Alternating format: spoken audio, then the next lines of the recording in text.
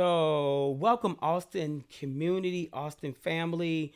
Yes, we are so excited because, believe it or not, Depriest finally has a principal. And so, in having that principal, we were like, you got to come on, do the podcast with us, share it with their parents and their community, but also just to let everybody know who you are and the work that we do together. So, I want to take a moment and introduce Principal Thomas. Thank you. Thank you so much for having me. Um, like I've already told Principal Anderson, I have been kind of fangirling him a little bit. I have been watching his career and kind of like looking at things that I could emulate. So I'm really excited to be here because you do some No, really amazing trust things for me, children. we try. So we'll keep trying. But I also want you guys to know who else is in the room. And so we have a fellow new leader who's our resident principal. Hello, everybody. It's resident principal Driscoll here. Glad to be here with another new leader who is or Yep. past new leader. Well, Once a once a new- new I leader, guess, yeah, always always a a new new leader. So you're always. I a new mean, leader. obviously, you haven't learned the whole sacred code book from the new Yes. leadership I book. mean, That's on the first give me page. Some time. Give me some time. And But- I would be remiss if I didn't say we weren't here with the bell is ringing. That lets you guys know we still are in school. But we're also here, in 4 minutes is going to ring again. But here with my great assistant principal, the two Charleses, Charles Williams. Are you Yeah. going to say It's supposed something? to be I don't know what else to say. I mean, Because I did It's supposed such to a be great. Charles you Square. did. You did a great intro, and I was like, yeah, president. I mean, Yeah, you could have been like, yeah, I guess that was good enough on you. So, what's so special about this is having you here with us, Principal Thomas, is that there's like so much to do. I mean, you just started yesterday. Monday. Monday. So the day before Okay. yesterday. So yeah, basically. So get this, she starts Monday. Friday, we go on vacation for 2 weeks. Yes. Yeah, How much do you plan to accomplish? Well, today is what, Wednesday? yeah. So what you going to accomplish in 2 days? So if you all could see my phone, I have like a whole to-do list. I've knocked off about half of it. Oh, so, good. So one of the most important things for me to do, of course, pull data, do all those things. But I've been doing that for weeks since, before I started. However, one of the most important things for me to do was to get to speak and have one-on-one conversations with everybody in my school community. Nice. So I opened my calendar up. All the staff has signed up for these 15-minute one-on-ones with me. So yesterday was packed with that, back to back, back to back. And I go and visit their rooms or their spaces where they work, and I just kind of, talk to them. So that was something that was really important. It's been really important for me to meet with like key stakeholders. I've been working on an asset map so that I can see all of the churches in the community, the community organizations, all of these various, pieces that are going to be really impactful in my life, my students' lives, because I want to go out and meet them. So I haven't gone to meet them yet, but I've been putting together the asset map. But yeah. So wait, did you learn all this through new leaders, or you just kind of, this was like, this is what you were going to do? So Not in that my I'm other shouting life- out new leaders, no, but new leaders is amazing. But one thing is, prior to this, you know how we all have like a life before. One of the things is I'm a grant writer. And so I'm a grant writer. I'm a very successful grant writer. I'm featured in university curriculum and principal preparation programs at Walden University for school funding, specifically grant writing. And so that's one of the things that I learned in that world. You want to know who's around you. But the other thing is, I've always been really into my students and getting all of the things that my students need. And that's not just things, that's wraparound support from Absolutely. mentors. And so I learned that there. Now, new leaders took it to a whole nother level because I don't know if you know this yet, but new leaders. well, he is- didn't know the first page that once a new leader always do. So he doesn't know everything. New leaders is amazing. So that was something that I always did, but they are really who brought it together for me in the form of asset mapping. Okay. Right? Giving it a real name and giving it a structure. So Nice. yes, new leaders is you'll learn like on my desk at Depriest, I have my new leaders bell. When you finish the program, they're going to give you the bell.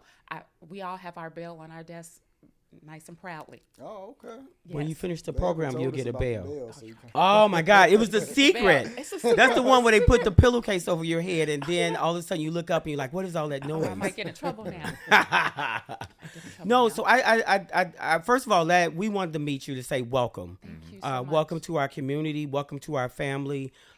We do a lot with Depriest, Yes. from getting students and keeping them going, but also just in the interactions, because you guys are one of the IB schools and we are IB as well. So we try to have. I told y'all it was gonna happen in 4 minutes. That 4 minutes came really quick. But one of the great things about it is we try to continue the learning from the IB, from what you guys have started as well. But I want to kind of turn it over to Mr. Williams, because Mr. Williams, believe it or not, before coming here, was the principal of Plato. And so Plato is literally between Michelle Clark and Depriest. Oh, wow. So I'm sure he's got like 1,000 things going through his head on that. No, I love this because one thing I believe in is mentorship and asking questions. And like I told you, and once you're finished with new leaders, you get provided with mentors, but I'm always finding mentors who I think are doing great things in different areas. So I'm like, okay, so you can tell me some stuff too. Yeah. So I'm one of them we already started talking about. Okay. So I'm curious. Just 2 quick questions. You said you were in high school, right? Before this, and Yes. so now you're at the elementary, Yes. and you've been in there for about 2 days now. 2 days. So what is one of the things that you are finding that you absolutely love about this new space? Yeah. And then on the other side, what is one thing that you're nervous about? When I moved from the elementary to high school, my leadership career started at the high school level. Yeah. And then I left for about a decade. So coming back, it was dealing with just bigger people, right? Like, which I quickly realized they're just in bigger bodies. It's the same exact people. They're just in bigger bodies. Absolutely. So those 2 questions. What is the one thing that you love, immensely so far about this? And then what is one of those, like, I'm not sure how this is going to go. Yeah. So one of the things that I love is, like you said, the high school children are just the little children in bigger bodies, but they've learned to, have that slight barrier, before they give you their emotions. They're like, let me see you and see if you're going to be around. If you're and going to I be can real. trust you, Yeah. Right?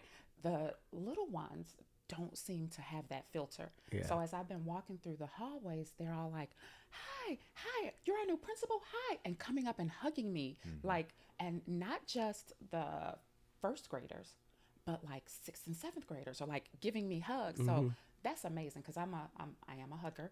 And, I just enjoy that energy because I'm also an energy person, right? So I enjoy that energy of, we're excited and, we're just expressive. So I'm enjoying that. Now, the other question about what I might be nervous about. One of the things is, sometimes there's going to be a learning curve just in terms of, okay, this is the way we do things in high school. So, of course, I feel very confident that I know what we need to prepare our students for because I've come from the high school level. But looking at things like, okay, these are the different assessments that we take that are different than in high school. Just making sure I rapidly, get that learning curve. But I'm also a person who recognizes that I don't know everything, which I feel has helped to make me successful because I tap the people who know that. So there's a wealth of knowledge in that, in Depriest. People who have been doing this for a long time and doing it very well. And so, right now I'm on my listening tour. I'm going to continue that for a long time, and especially in areas that are different than in high school. Wonderful. Yeah, I think it's important that you do that. When you mention the listening tour, I think it's huge. Yeah. One of the things that I hear, right, we often hear with staff is just like, I want to be heard, right? And so I think that when you establish that right off the bat, that it is a space where conversations can take place, and I think it sets a precedent, it sets a tone. So kudos to First Moves. And I think what's also very important about those listening tours is everybody doesn't work the same for everybody.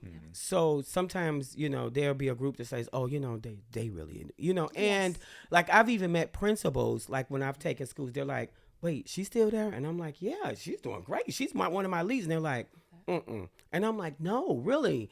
And then what you find is that people look for different chances, or people just work better with other people, or, and so that's one of the things I think that is great about the listening tour. Yeah. I just wanted to comment too, because I did the same thing. I went from high school, went to elementary, then came back to high school.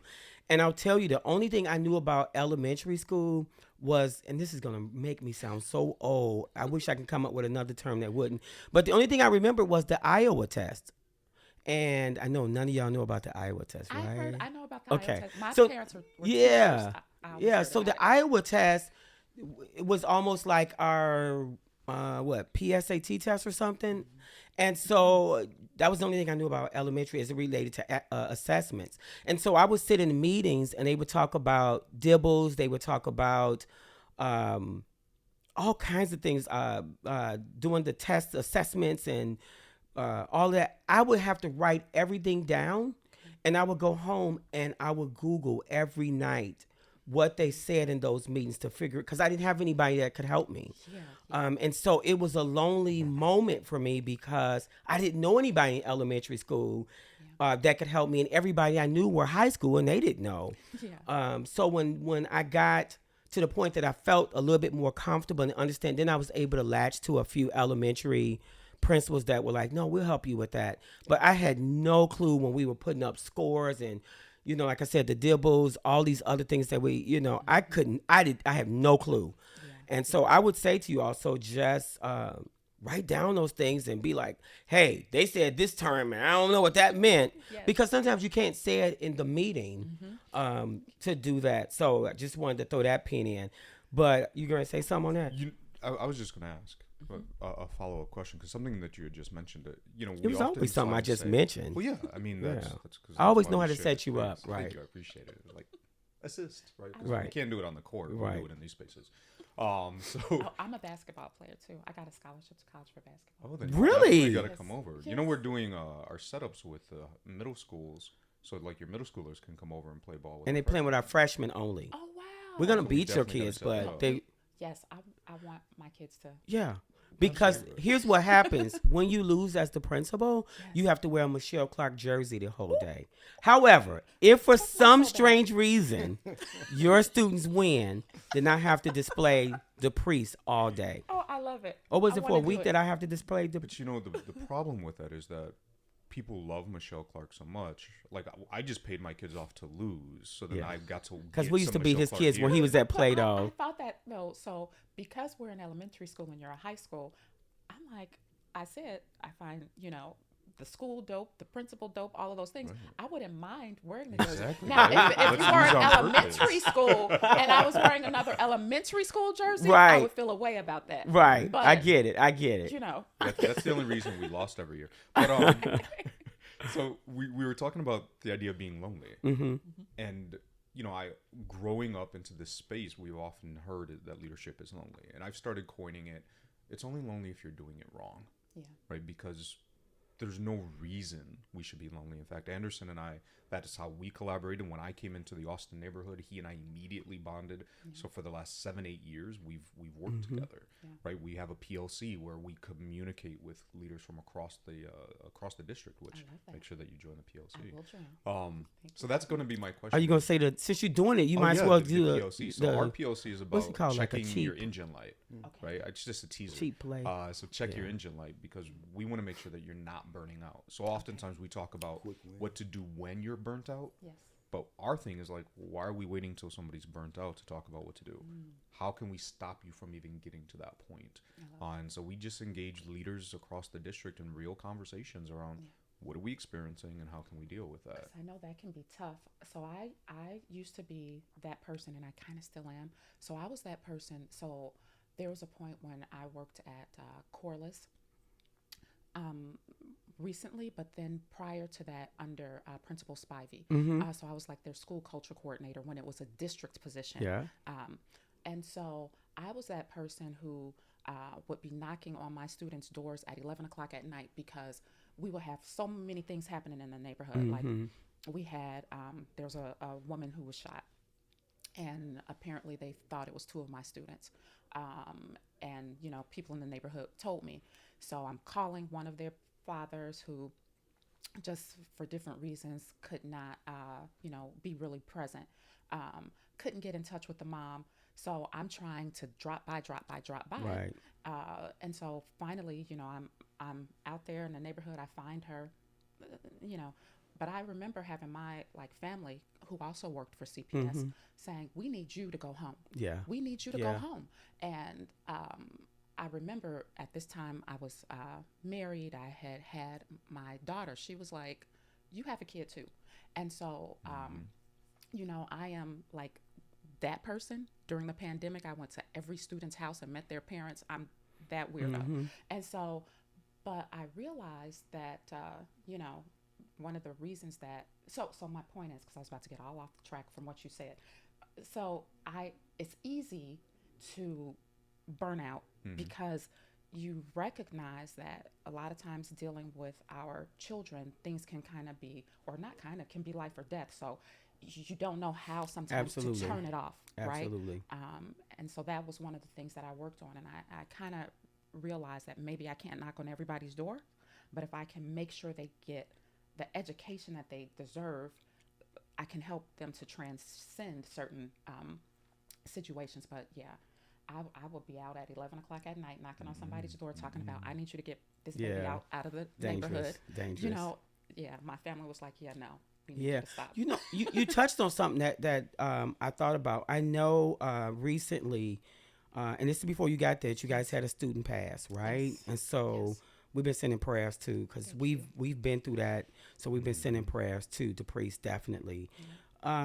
The question I have is that I know that you're getting ready to go on break, Yeah. but is there anything that you've thought about, or maybe like need to think about, like that will have kids kind of to be able to Still just engaged. think it through? One of the things we found when we had those issues is that kids didn't know how to name what they were feeling. Yeah.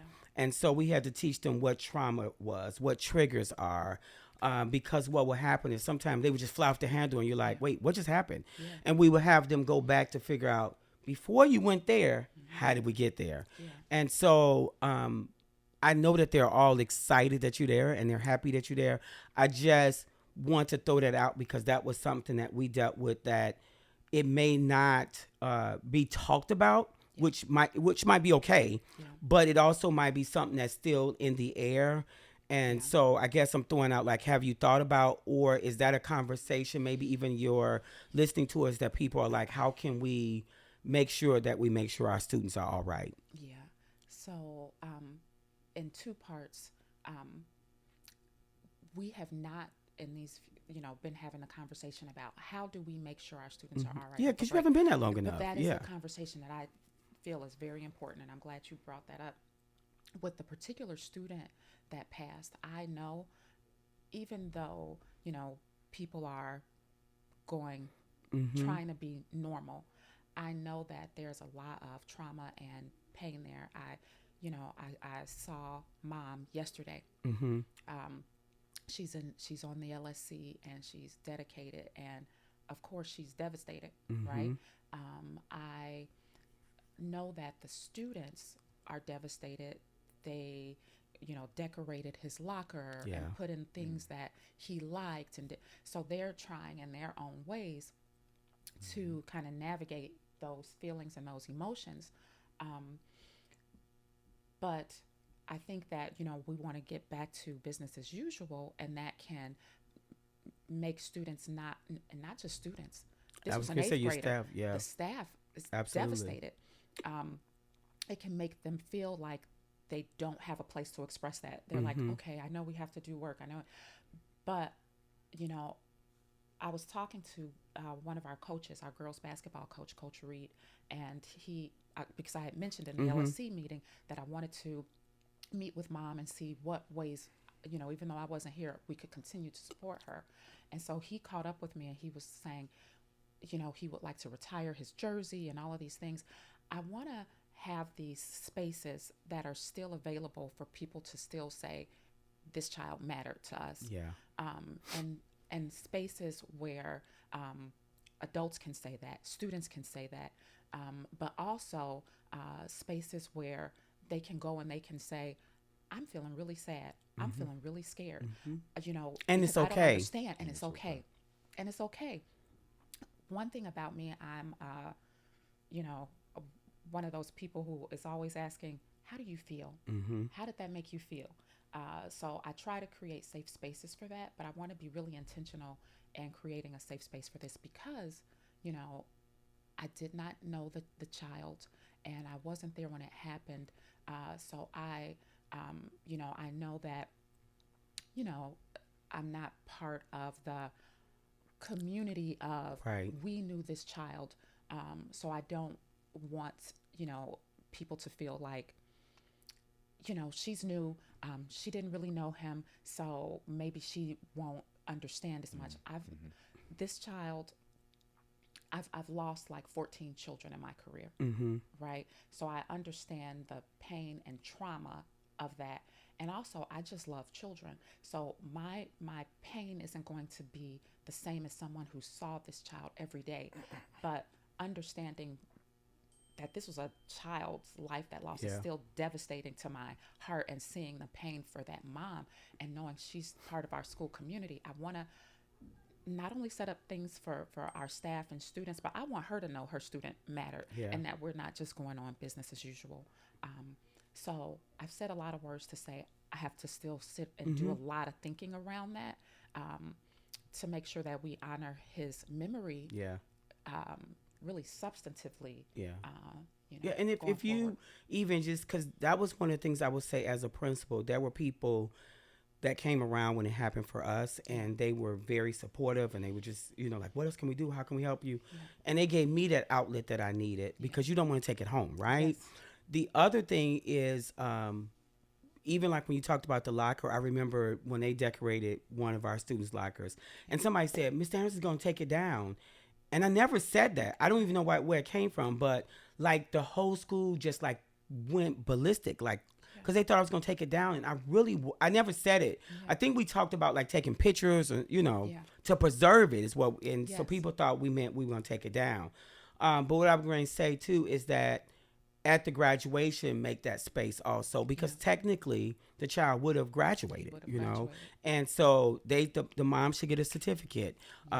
You know, so we did that with ours last year, where that we made sure the seat was there, the road was there, everything, and we didn't let it get to the point where it was just let's cry through it, but we made it a celebration. And like literally it was like amazing because everybody was so honored, you know, and the kids were honored that like we didn't forget. We didn't act like he never existed. Absolutely. Sometimes I think that's how people deal with grief. Let's just act like it Yeah. never happened, or this person never existed. Just on a personal note, my uncle passed just on the 10th, and I'm his I'm his, you know, person. But that was also my father's last sibling. And so, you know, my father, he's not a crier. But so he was like, I was trying to write down what I was going to say, and I started crying. And I was like, Daddy, that's okay. I said, crying is sadness is the price, we give for knowing someone mattered and that we love them. So it's okay because these people mattered. We love them. This child is loved. Absolutely. So people, if they cry, they should cry. Yeah. If something happens to me, I don't want people to sit around and never cry. I'm like, I'll be looking down like, is somebody gonna cry? Right. Is somebody caring that I was here? You know?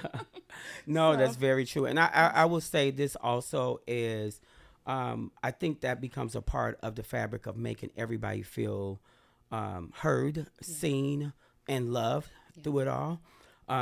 So this is like a really bad time to kind of throw this on you, new leader, but I was going to let you be able to ask one quick question as we get ready to start wrapping up. Dang, am I going to be able to get anything? Well, I mean, first of all, you're a resident. Let me say it again. First of all, you're a resident, so you don't really call any shots. This is the hazing I was I understood. talking about. Well, This is not hazing. This is just truth. I get it. I understand. So go ahead, resident. What would you like to know? I was really curious. It better be a good question. Because, I mean, you've sat there long enough that you could have got this question mustered up. Like, don't So ask her like I what was size shoe she wear or anything like that. oh That's not my going to be a good question. gosh. All right, go ahead. So I was really curious about the process of you getting Depriest as your Okay. school, being the principal. That process and like when you were interviewing, like what was your vision? Like, did you have like when I get to the school, this is what I would like it to look like? Or I mean, obviously Yeah. that's gonna develop and evolve, but like, did you have like an immediate like, Yeah. this is what I see? Yes, yes. So, That was a good question. yes. So, the process of me getting there, of course, I was in my residency last year, just like you're in your residency this year, right? And so, it was my residency was really impactful. I really got to do a lot of work in a lot of different areas that stretched and grew me. I prior to that have been an assistant principal in a contract school. Okay. So I had that. I was a DL teacher, and I say I'm always a DL teacher. I'm a teacher Yeah. first, always. So I'm a diverse learning teacher. Um, I when I applied to Depriest, um, I was excited that I'm always excited about doing moving data and changing the trajectory of students' lives, especially Black and Brown students. Mm-hmm. Um, my dad is from the west side of Chicago, 18th and Kildare, hoo hoo. So I spent a lot of time there with my grandmother, like, because my parents were teachers, so I would spend the week there and then go home on the weekends with my parents. So I spent a lot of time there, and I have like a lot of family on the west side of Chicago. So my dad graduated from Farragut High School. So I feel a connection Yeah. here, even though I am technically a South Sider. So I felt that connection.